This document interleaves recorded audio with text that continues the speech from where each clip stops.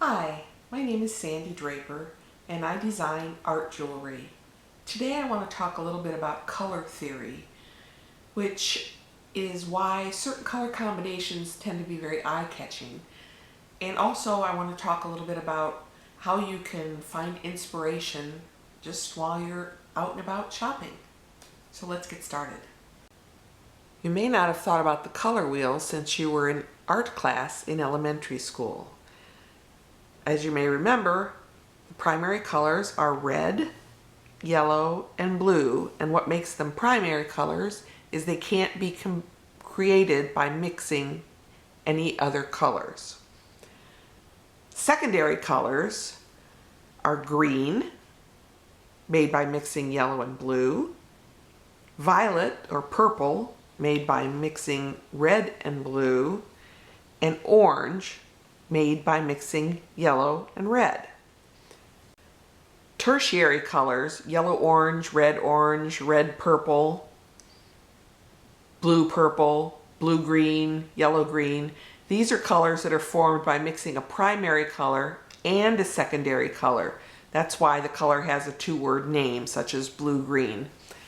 Anyway, I bored you with all that so I could talk a little bit about why certain color combinations work so well in jewelry, and if you're not a natural artist, how to look for inspiration in everyday life.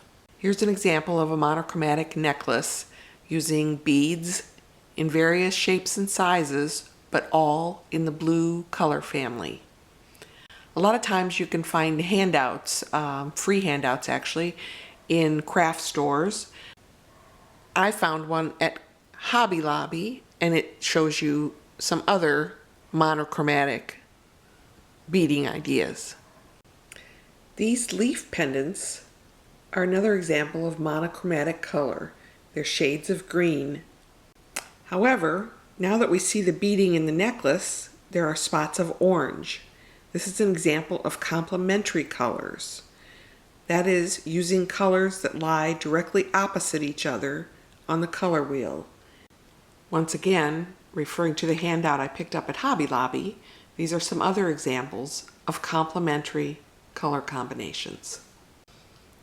Analogous color combinations are created by combining three colors that are adjacent to each other on the color wheel.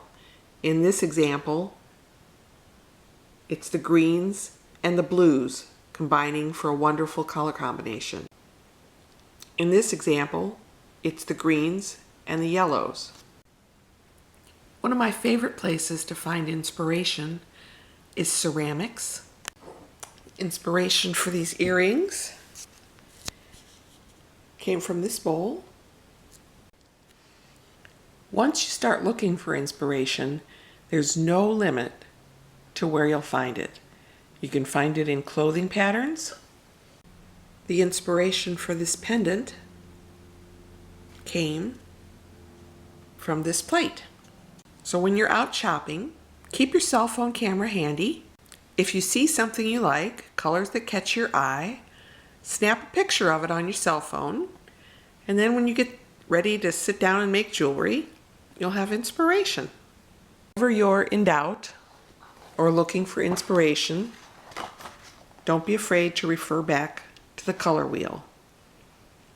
Thanks for watching, and we'll see you next time.